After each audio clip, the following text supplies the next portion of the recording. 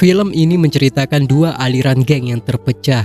Faksi aliran pengemis terkenal dengan jurus tongkat pemukul anjing, sedangkan faksi Baituo ditakuti karena jurus pedang kilat rahasia.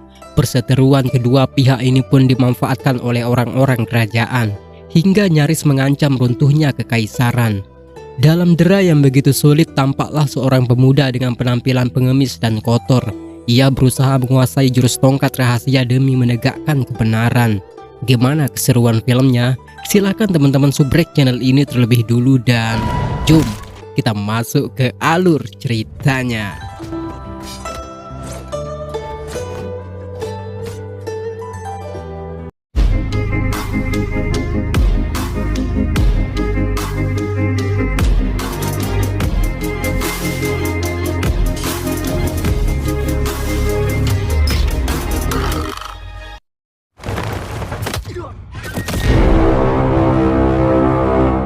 Film dibuka dengan pengeroyokan beberapa orang bertopeng.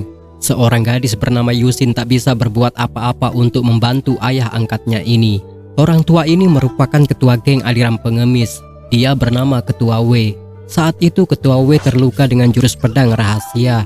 Sepertinya jurus ini sangat tak asing baginya sebab hanya dimiliki faksi Baituo. Lantas ia bertanya maksud mereka menyerang. Tapi para pendekar hanya menjawab melakukan tugas. Mendengar itu tentu saja Ketua W tak percaya. Ia tahu ini semua berkaitan dengan faksi Baituo. Tak lama kemudian seorang muncul dari kegelapan. Rupanya orang ini tak lain adalah guru dari faksi Baituo. Ia bernama Bai Wuxin. Para pendekar yang melihatnya juga menyambut dengan salam hormat. Ketua W yang melihatnya tak menyangka faksi Baituo tega seperti ini. Karena sebelumnya mereka sama sekali tak pernah bermusuhan. Secara langsung Bai Wuxin mengajak Ketua W bergabung dengan Raja Jing untuk berkhianat kepada Kaisar. Namun karena kesetiaannya ia menolak. Dengan kemarahan juga Wuxin menghabisi orang tua ini menggunakan tongkat pemukul anjing yang dimiliki.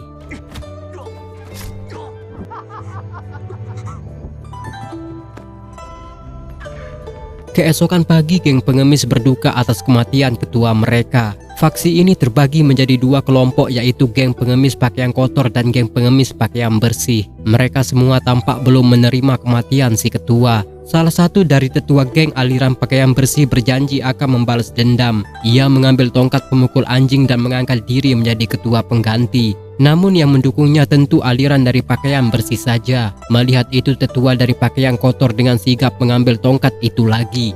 Orang ini bernama Changzu. Kini kedua aliran pengemis berseteru akibat beda pemahaman.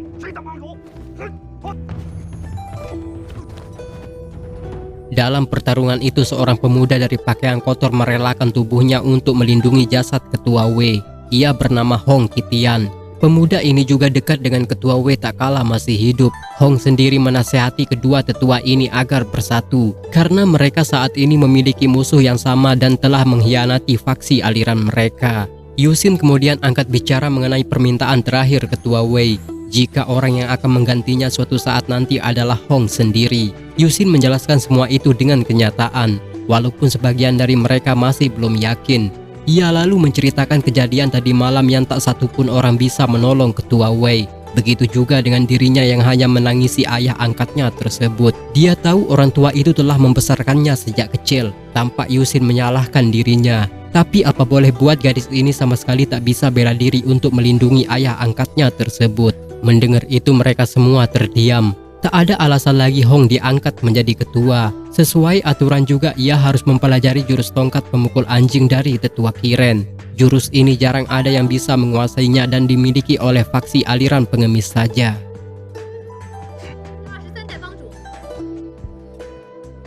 Di tempat lain seorang jenderal bernama Fu Hai cemas dengan kondisi putranya yang sakit. Tapi ternyata semua ini sengaja dilakukan Jiang agar tak mengikuti ujian sekolah. Ia lebih senang belajar seni bela diri. Kenakalannya ini diketahui Jenderal Wang yang tak lain juga adalah gurunya. Jiang sangat alergi dengan minuman alkohol. Hal ini bisa membuatnya langsung lemas dan terlihat sakit. Namun karena gurunya tahu alasan ini, ia malah meminta pelayannya membawakan minuman untuk diberikan kepadanya. Jiang yang sadar berusaha menghindar. Ia juga meladeni gurunya dengan bakat bela diri seadanya.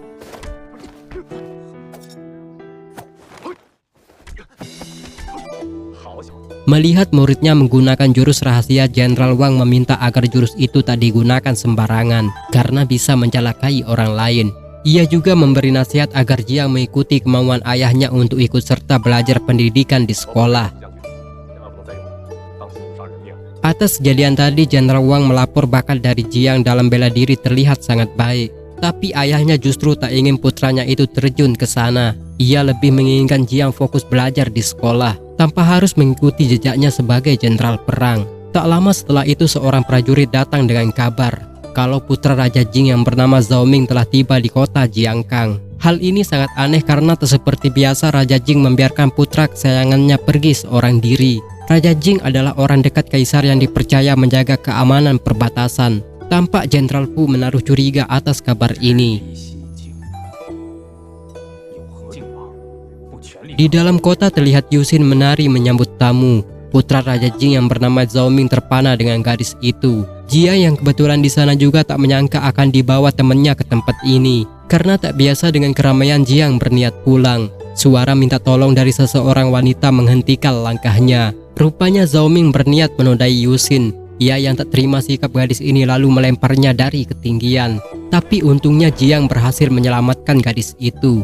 Sejenak Yusin menganggap Jiang adalah Hong. Perkataan gadis ini malah membuat Jiang tak mengerti, karena sebelumnya mereka sama sekali tak pernah bertemu.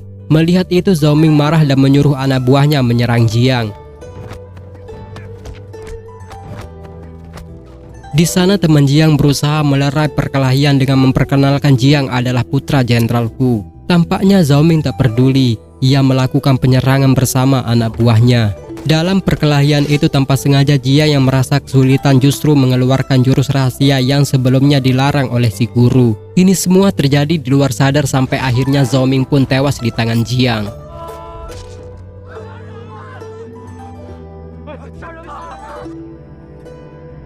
Atas kejadian itu, tampak seorang pejabat rekan dari Raja Jing bingung harus berbuat apa. Orang ini bernama Qin Zhong. Ia tak berani menangkap Jiang karena peran ayahnya sangat besar untuk kerajaan. Begitu juga hubungan baiknya dengan Raja Jing yang belum tahu kalau putranya saat ini tewas di tangan putra Jenderal Pu.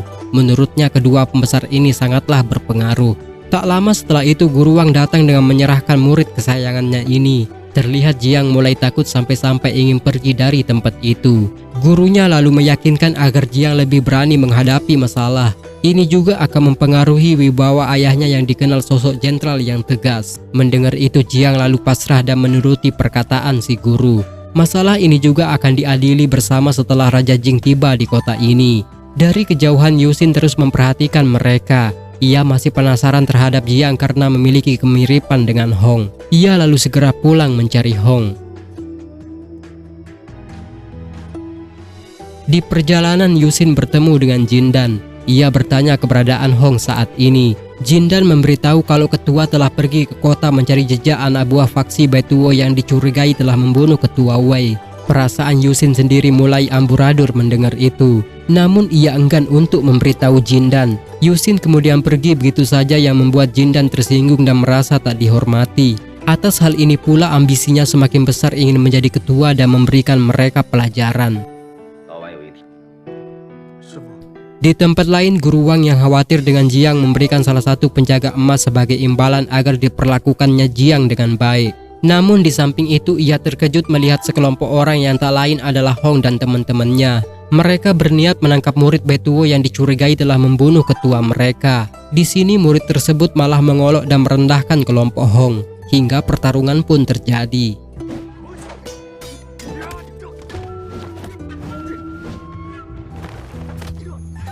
Di saat Hong mulai terdesak, Guru Wang yang melihat mereka mengalihkan perhatian pendekar itu. Pada kelengahan itu pula Hong memanfaatkan keadaan hingga berhasil membunuh lawannya. Hong merasakan keberadaan orang yang telah membantunya tadi. Guru Wang lalu menampakkan diri dan menemuinya. Atas bantuan tadi juga Hong sangat berterima kasih. Tapi respon dari Guru Wang justru bengong melihat Hong yang mirip dengan Jiang. Hong kemudian menceritakan permasalahannya mengenai perselisihan geng pengemis dengan faksi Baituo, yang dimana ia harus menuntut balas atas kematian ketua mereka. Ia pun pamitan dengan mengucapkan terima kasih. Tapi rasa penasaran Guru Wang semakin terlihat karena Hong mirip dengan Jiang. Di suatu malam, geng pengemis mengadakan perjamuan atas keberhasilan mereka membalas dendam. Hong juga berjanji akan membunuh Bai Wuxin dan anak buahnya yang terlibat. Saat itu juga Yuxin tiba dengan senangnya melihat Hong yang ada di sana. Ia sendiri ingin memberitahu Hong atas apa yang dilihatnya di dalam kota. Belum sempat bicara, datanglah Jenderal Wang bersama prajuritnya membawa beberapa peti emas yang diperuntukkan kepada mereka. Tentu saja faksi pengemis terkejut dengan sikap Jenderal Wang yang dirasa sangat berlebihan. Secara langsung juga ia memberitahu tujuannya ingin menyampaikan pesan dan permohonan Jenderal Fu terhadap Hong. Rupanya Jenderal Fu ingin bertemu dan membicarakan sesuatu dengan Hong. Sejenak mereka terdiam karena selama ini faksi pengemis tak pernah terlibat dengan pemerintah. Apalagi seorang pembesar seperti Jenderal Fu. Awalnya Hong meragukan itu semua. Tapi karena hal yang menyangkut faksi Betuo, ia terlihat lebih semangat dan ikut bersama rombongan Jenderal Wang tanpa ditemani seorang pun dari faksi pengemis. Atas rencana itu terlihat Yuxin curiga. Terlebih lagi Hong diharuskan pergi tanpa pengawalan dari faksi pengemis. Ternyata kecurigaan itu benarlah terjadi. Jenderal Wang sengaja membawa Hong dalam kondisi tak sadar dan dihadapkan kepada Jenderal Fu. Melihat itu, Jenderal Fu mengira kalau Hong adalah putranya, sebab kemiripan mereka bisa dikatakan sama dan tak ada beda. Secara terus terang Guru Wang memberitahu Jenderal Fu kalau rencana akan menukar Tuan Muda Jiang dengan orang ini. Ia merasa inilah jalan satu-satunya untuk menyelamatkan Jiang dari hukuman. Sempat Jenderal Fu tak tega harus mengorbankan orang lain. Namun karena desakan dan waktu yang begitu singkat, ia menuruti rencana Guru Wang sambil menampakkan simpati terhadap orang yang ingin dikorbankan. Rencana itu pun dilaksanakan. Hong dibawa ke penjara menggantikan posisi Jiang. Ia diberikan ramuan sementara agar tak bisa bicara dan seni bela diri.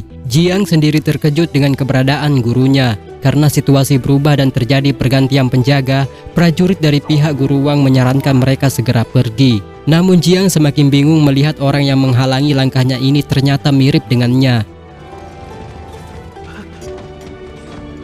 Rencana itu pun berhasil. Jiang pergi menaiki kuda dengan berpakaian pengemis seperti ketua Hong. Ia tak tahu apa-apa dan mengikuti arahan yang diberikan gurunya saja. Tapi rupanya Yuxin telah tahu dan terus mengejar Jiang. Melihat wanita ini lagi, Jiang tentu tak asing. Sebab ketika itu dialah yang membuatnya sampai harus menekam ke dalam penjara. Di sini Yuxin mengutarakan perasaan yang tadinya menganggap Jiang sosok pahlawan penyelamat. Tapi ternyata anak cengeng yang bersenang di atas penderitaan orang lain. Mereka para pejabat tega mengorbankan ketua geng faksi pengemis. Ucapan wanita ini malah membuat Jiang bingung akan masalah baru yang dihadapi saat ini.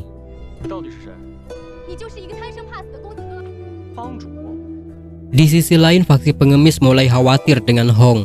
Mereka mengunjungi kediaman Jenderal Fu dan meminta ketua Hong dilepaskan. Tapi Jiang yang telah tahu permasalahan ini sepertinya tak memiliki pilihan. Dari itu Yuxin lebih menyarankan agar Jiang berpura-pura menjadi ketua Hong demi membantu faksi geng pengemis. Karena tak mungkin ia harus kembali ke dalam penjara. Terlebih lagi saat ini tentu kelompok pengemis akan bermasalah dengan keluarganya di dalam kota. Untuk menghindari itu mereka berniat ke kota menghentikannya dengan Jiang menyamar sebagai ketua Hong. Dalam kondisi yang mulai tegang, tibalah dua orang membawa kabar pernah melihat si ketua menaiki kuda. Hal ini seketika meyakinkan para tetua kalau mereka tentu telah salah paham. Namun ternyata itu semua adalah bagian dari rencana Guru Wang. Faksi geng pengemis lalu meminta maaf atas kesalahpahaman ini. Terlebih lagi kedatangan Yuxin dan Jiang meyakinkan mereka. Jiang tahu semua ini bagian dari rencana guru dan ayahnya untuk menyelamatkannya dari hukuman. Ia pun dengan sepenuh hati mengucapkan rasa terima kasih dan salam untuk si ayah. Walaupun kehidupannya saat ini akan jauh lebih sulit dan harus menyamar menjadi orang lain. Guru Wang yang merasakan kesedihannya juga larut dan meminta maaf. Ini semua terpaksa dilakukan karena tak ada jalan lain. Keesokan pagi semua faksi geng pengemis berkumpul memulai ritual pengangkatan ketua baru. Jiang terlihat kaku untuk menjalani ujian yang diberikan para tetua. Tapi ia dengan mudah menjawab setiap pertanyaan sulit yang diberikan sampai akhirnya ia mewarisi tongkat pemukul anjing. Karena sebelumnya Yuxin telah mengajari jawaban dan tindakan yang harus dilakukan.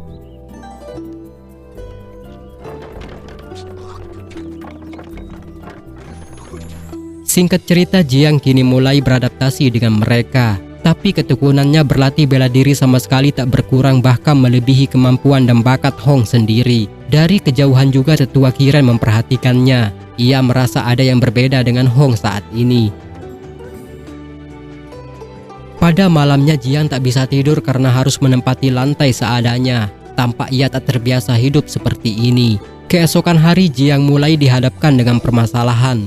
Kalau anggota geng pengemis telah merampok dan membuat gaduh. Rupanya anak buah yang terbunuh itu adalah murid kesayangan dari Jindan. Ia sendiri tak yakin atas tuduhan yang ditunjukkan. Sebab Jindan tahu muridnya ini sosok yang baik dan penurut. Menyadari itu Jiang meminta Qin agar masalah ini diselidiki. Kemungkinan telah terjadi kesalahpahaman. Qin menanggapi itu dengan ragu. Dia juga bingung kenapa bisa Jiang mengetahui asal marganya. Untuk menyelesaikan masalah ini, kelompok pengemis diberikan waktu sehari. Apabila terbukti bersalah, maka faksi pengemis akan dibubarkan oleh pemerintah. Qin yang masih merasa curiga dengan Jiang segera memastikan keberadaannya di penjara. Penjaga lalu menjelaskan kalau Jiang tiba-tiba bertingkah aneh seperti ini semenjak pergantian penjaga. Ia lalu meminta agar tabib terbaik mengobati Jiang. Namun di balik itu Qin merasa aneh karena ada dua orang berbeda yang memiliki wajah yang sama. Keesokan hari Jiang dan Yusin mulai menyelidiki kebenaran kasus dengan membedah mayat anggota yang dicurigai. Di samping itu juga Jiang bingung terhadap Yusin. Kenapa bisa gadis ini hidup seolah menjadi dua karakter yang berbeda, yang dimana ia bekerja menjadi seorang penari, tapi di sisi lain menjadi tabib di antara geng pengemis. Menanggapi itu Yusin menjelaskan, semua yang dilakukan tak lain untuk memata-matai faksi Betuo yang ingin berkhianat. Ia sengaja ditugaskan mendiang si ayah waktu itu, dan hasil kecurigaan terbukti sampai faksi Betuo harus membungkam dan membunuh ayahnya. Tujuan hidup Yusin saat ini tentu ingin balas dendam terhadap orang-orang yang telah membunuh ayah angkatnya. Jiang juga merasa bertanggung jawab menggantikan posisi ketua Hong. Ia berjanji membantu Yusin membalaskan dendam ketua Wei. Tapi sebelum itu Yusin menyarankan agar Jiang berlatih tongkat pemukul anjing kepada tetua Kiren, sebab dia tak akan mampu mengalahkan Bai Wuxin tanpa jurus tersebut. Singkat cerita, dia pun memulai latihan menggunakan tongkat pemukul anjing. Sedikit Jiang meragukan tongkat sakti ini. Namun tibalah tetua Kiren menjelaskan kalau tongkat ini akan aktif setelah menguasai 8 poin penting yang ada pada jurus-jurusnya. Jiang lalu memperagakan jurus tersebut sampai ia tak sadar si tetua telah pergi.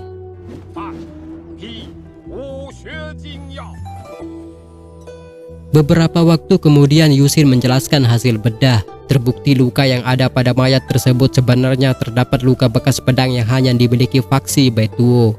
Hal ini persis dengan luka yang dialami ketua Wei, karena jurus pedang rahasia itu hanya bisa digunakan Bai Wuxin atau murid seniornya saja. Mendengar itu Jindan yakin kalau pelakunya adalah Bai Mai.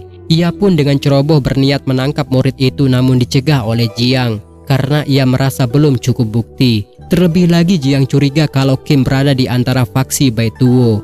Bukannya menurut Jindan tetap pendirian pergi membalaskan dendam.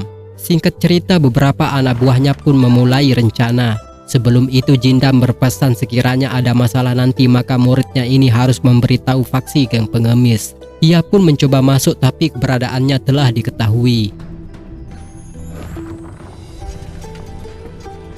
Keesokan hari Jiang memimpin geng pengemis untuk menangkap Bairan. Ia merasa cukup bukti untuk membongkar dan membersihkan nama geng pengemis. Namun rupanya Bairan tak menyerah hingga pertarungan pun terjadi. Dengan bertahap Jiang mulai menguasai jurus tongkat. Ia juga berhasil melumpuhkan jurus pedang yang dikuasai murid senior Bai Wuxin.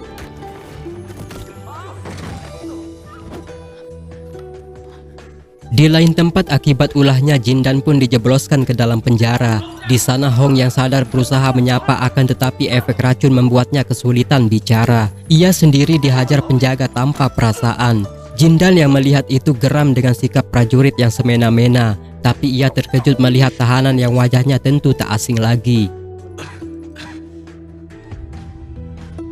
Merasa rencananya berhasil, Bai Mai dan Qin merayakan kemenangan mereka. Tak lama kemudian Jiang dan anggota gengnya datang dengan beberapa bukti yang ingin ditunjukkan.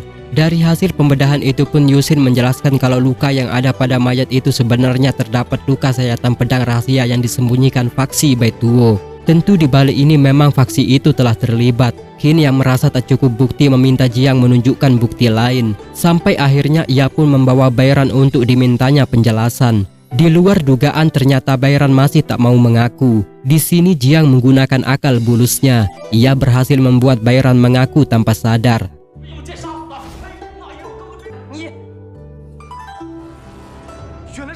Saat itu Qin terlihat berat memberi hukuman. Di celah kesempatan itu juga Bairan berusaha kabur. Kini terbukti sudah jika geng pengemis tak bersalah dan memang difitnah faksi Bai Tuo. Jiang sendiri harus bertarung melawan anak buah Bai Wuxin hingga ia pun terkena jurus pedang rahasia. Namun ternyata ini juga bagian rencana Jiang untuk memberikan bukti kepada Qin. Bukannya menangkap yang bersalah, Qin malah membelanya karena terancam dengan alasan kerjasama. Untuk itu ia juga memerintahkan para prajurit membantai geng pengemis dan orang-orang tak bersalah di tempat ini. Tapi untungnya Jenderal Wang dan prajurit lain tahu kebusukannya. Ia pun dijebloskan ke dalam penjara. Sedangkan ketiga murid Bai Tuo ini harus mendapat hukuman mati di tempat.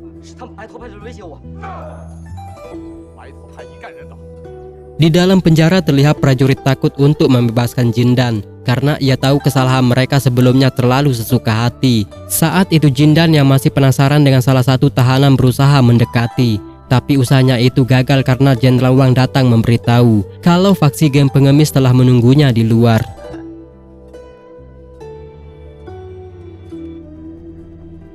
Di perjalanan, Jiang dan Niusin merasa puas atas kematian 3 orang murid Bai Wuxin. Dendam ketua Wei akhirnya bisa diwujudkan. Hanya tinggal seorang saja yang tersisa, yaitu Bai Wuxin.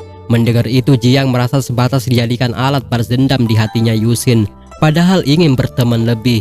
Yuxin yang mendengar keluhan Jiang memberi harapan. Jika semua sudah terbalaskan, disitulah ia akan menemani Jiang melihat betapa indahnya dunia ini tanpa kebencian dan dendam. Tentu harapan ini membuat hubungan mereka semakin dekat. Seperti biasa Jiang terus berlatih menguasai jurus tongkat. Rupanya tetua Kiren telah tahu siapa dia sebenarnya.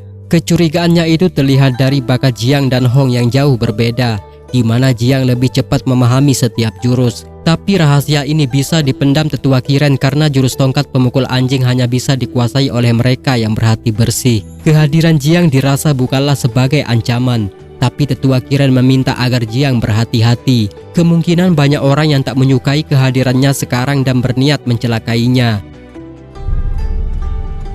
Seperti yang dikatakan tetua Kiren, rupanya Jindan mulai tahu informasi tentang Jiang. Anak buahnya menceritakan sosok Jiang yang mirip dengan Hong. Namun mereka memiliki perbedaan, yang dimana Jiang lebih alergi dengan minuman alkohol, sedangkan Hong mereka tahu adalah dewa mabuk yang tak pernah kalah dalam minum. Atas informasi ini Jindan semakin yakin kalau orang yang pernah dilihatnya di dalam penjara waktu itu memanglah Hong ketua mereka. Untuk membuktikan ini ia berniat mengajak Jiang minum bersama, karena ia tahu Jiang tentu tak bisa menyentuh alkohol. Pada saat tak menyadarkan diri itulah Jindan berniat membocorkan identitas Jiang di depan anggota geng pengemis. Di malam itu pun rencananya dilakukan. Terlihat Jiang ragu dengan minuman yang ditawarkan oleh Jindan. Seperti yang mereka tahu ketuanya sangat tak mudah dikalahkan dalam minum. Dukungan dan keyakinan pun diberikan kepada Jiang. Di sini Jiang terpaksa meladeni Jindan karena ia tak ingin rencananya dan niat baiknya akan sia-sia. Ia pun meminum setengah arak tersebut dan langsung membuatnya pingsan seketika. Di kesempatan ini Jindan ungkap siapa orang yang telah menyamar menjadi ketua mereka. Tapi tiba-tiba tetua Kiren tahu kalau Jiang saat ini tengah memperagakan jurus tongkat pemukul anjing. Dalam kondisi mabuk itu juga ia menghajar Jindan hingga babak belur. Yang menjadi pertanyaan kali ini adalah tongkat pemukul anjing hanya terdiri dari 9 jurus saja. Namun Jiang mampu menguasai sampai level ke-10, yang dimana jarang ada orang berhasil ke level tersebut.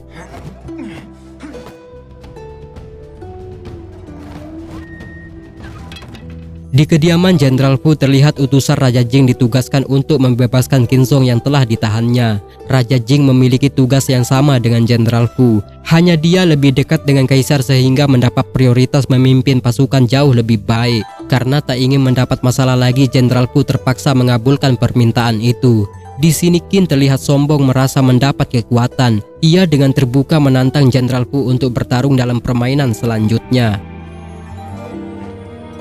Curiga dengan hubungan Raja Jing dan Qin, Jenderal Fu memerintahkan agar mereka diselidiki. Kemungkinan kuat dugaan akan melakukan pembelokan terhadap kaisar saat ini. Di dalam penjara, Qin tahu kalau orang yang ditahan ini adalah ketua geng pengemis yang asli. Hal itu dibuktikan dari tulisan bergambar tongkat dan mangkuk yang menunjukkan orang ini adalah Hong Qitian. Firasat dan amarah tampak besar tertuju kepada Jenderal Fu. Berselang beberapa waktu, Raja Jing akhirnya tiba di kota. Ia disambut hangat oleh Qin dan Bai Wuxin. Namun di samping itu, Jenderal Fu tahu kebusukan yang ingin direncanakan mereka. Kalau Raja Jing dan sekutunya ingin berkhianat kepada Kaisar dan melakukan kerjasama dengan pasukan Mongol. Dari itu, Jenderal Fu terus menyuruh Jenderal Wang mencari bukti secukupnya untuk ditunjukkan kepada Kaisar. Karena surat ini dirasa masih belum cukup. Di suatu malam, Qin mengadakan perjamuan untuk menyambut Raja Jing. Di sana juga terlihat Yusin menari sambil memata-matai mereka. Dalam perbincangan itu, Qin membongkar kebusukan yang dilakukan Jenderal Fu. Tentu saja Raja Jing murka mendengar kenyataan ini. Ia sendiri berjanji akan balas dendam atas kematian putra tercintanya. Dalam larutnya suasana, Yusin terus menguping, tapi ia ketahuan. Identitasnya sendiri diketahui oleh Qin. Sempat Yusin ingin mengakhiri hidupnya dengan racun yang dibawa, tapi dengan sigap dihalangi Bai Wuxin. Mereka merasa wanita ini bisa dimanfaatkan untuk menjalankan sebuah rencana. Di lain tempat, salah satu anggota geng terburu-buru membawa pesan yang menyangkut keselamatan Yusin. Di sini geng pengemis kompak akan menyelamatkan wanita itu. Tapi di samping itu juga Bai Wuxin mengutus seseorang menyampaikan pesan kepada Jenderal Fu kalau ketua pengemis saat ini berada dalam ancaman faksi Bai Tuo. Jenderal Fu yang mendengar itu tentu merasa cemas karena ia tahu ketua pengemis saat ini tak lain adalah putranya. Mereka pun bergegas menuju tempat itu bersama beberapa prajurit. Geng pengemis yang dipimpin Jiang sendiri telah sampai. Yusin berusaha mencegah mereka dengan berkata ini semua adalah jebakan. Tapi pertarungan Jiang dan Bai Wuxin tak dapat dihindari.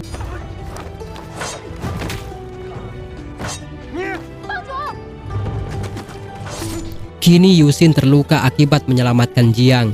Janjinya yang dulu akan menemani Jiang keliling dunia tentu tak dapat dipenuhi. Tapi ia berjanji dan memberikan harapan akan menunggu Jiang pada kehidupan selanjutnya. Pertarungan pun semakin memanas. Pada saat itu juga Jenderal Fu dan prajuritnya tiba di tempat. Di sini Bai Wuxin berusaha memprovokasi kedua pihak. Kalau selama ini orang yang dianggap ketua pengemis sebenarnya adalah putra Jenderal Fu. Kedatangan Raja Jing dan prajuritnya juga seperti telah dipersiapkan. Mereka membawa Hong Qitian alias ketua pengemis yang asli. Rencana ini tentu untuk menyudutkan Jenderal Fu agar faksi pengemis memberontak berbalik arah. Tapi para tetua geng pengemis tetap membela Jiang. Mereka tak peduli mengenai pangkat ketua. Karena keadaan saat ini bisa dinilai, Jindan sendiri percaya terhadap Jiang. Pertarungan besar pun kembali terjadi.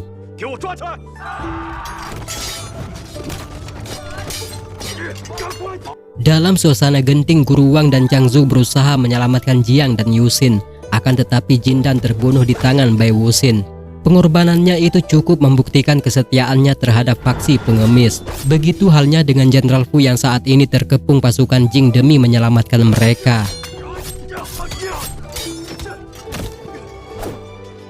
Keesokan pagi, Jiang tersadar dalam kondisi lemah. Terlihat ia betul-betul khawatir dengan apa yang menimpa si ayah. Para tetua mencoba menenangkan hatinya untuk merelakan semua ini. Di lain waktu, Jiang mengunjungi makam Yusin. Sejenak ingatannya terbawa ketika mereka bersama. Demi mereka juga Jiang berusaha berlatih dengan tekun, tapi masih saja belum fokus menguasai level tertinggi jurus rahasia. Di lain tempat, Guru Wang memata-matai rencana yang dilakukan Raja Jing.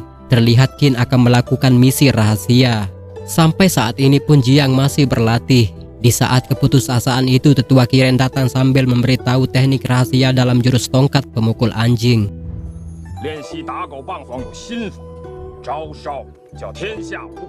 Di samping itu keadaan ayahnya terancam sebab sebentar lagi ia dan Hong akan menjalani hukuman mati sesuai dengan surat edaran yang dikeluarkan Raja Jing. Selain itu juga Qin akan berangkat mengantar peta rahasia, di mana peta ini menunjukkan pusat kota Lin'an yang menjadi target penyerangan pasukan Mongol. Alhamdulillah rencana pemberontakan itu diketahui oleh Guru Wang.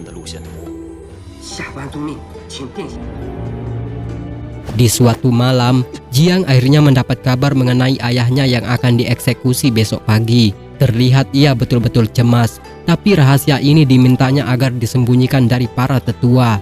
Tampak ia tak ingin menyusahkan mereka. Keesokan pagi Jiang berjalan di antara warga yang ingin melihat eksekusi tersebut. Raja Jing sendiri memulai hukuman. Sebelum itu ia mencari Qin yang tak terlihat hadir menemaninya. Di saat detik-detik menegangkan itu, Jiang keluar menyelamatkan ayahnya dari celah orang banyak. Kali ini pertarungannya dengan Bai Wuxin akan terjadi dengan amarah yang sama berapi-api. Dalam pertarungan ini tampak Jiang masih belum mampu menandingi Bai Wuxin. Ia sendiri terkena pukulan tapak beracun yang bisa melumpuhkan kekuatannya.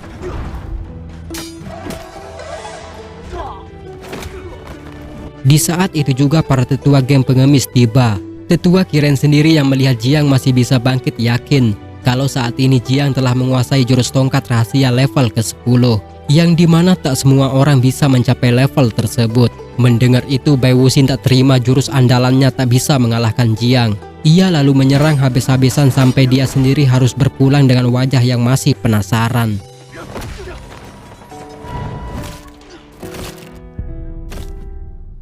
Selanjutnya Jiang meminta Raja Jing sebaiknya menyerah saja, tapi Raja Jing malah melakukan perlawanan dengan mengepung mereka. Prajuritnya juga bersiap menghujani mereka dengan lesatan ratusan anak panah. Tampaknya Jiang dan kelompok pengemis terperangkap. Di saat itu juga tak disangka Jenderal Wang datang bersama prajurit langsung ke Kaisaran. Rupanya ia juga membawa piagam kekaisaran sebagai bukti semua ini tentu perintah penangkapan yang resmi. Sejenak Raja Jing masih tak yakin sebab hubungannya dengan Kaisar dirasa sangat baik. Namun Jenderal Wang membeberkan peta bukti pengkhianatan yang telah diperoleh dari Qin. Bukti ini tentu sangat cukup untuk mengungkap kebusukan Raja Jing. Terlebih lagi pasukan Raja Jing terlihat takut dengan pasukan Kaisar yang begitu besar. Ia juga meminta si raja sebaiknya menyerah saja. Mendengar itu Raja Jing berusaha mencari cara, tapi naas saat itu juga ia terkena serangan jantung hingga membuatnya tewas seketika.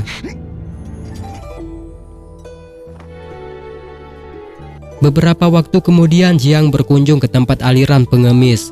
Terlihat semua orang menyambutnya dengan baik meski mereka tahu siapa Jiang sebenarnya. Di tempat itu juga Hong Qitian telah berkumpul bersama geng pengemis. Ia terlihat merelakan masa-masa buruknya di dalam penjara karena rencana Jenderal Hu. Keterpurukan yang dilalui geng pengemis atas kepergian anggota mereka dirasa. Tapi semua itu sedikit terobati karena geng pengemis saat ini akan dipimpin dua orang pemuda berjiwa pemberani. Singgasana geng pengemis memberi arti lembaran baru. Kedua pemuda itu pun tersenyum dalam hangat. Tapi tak disangka, film pun selesai.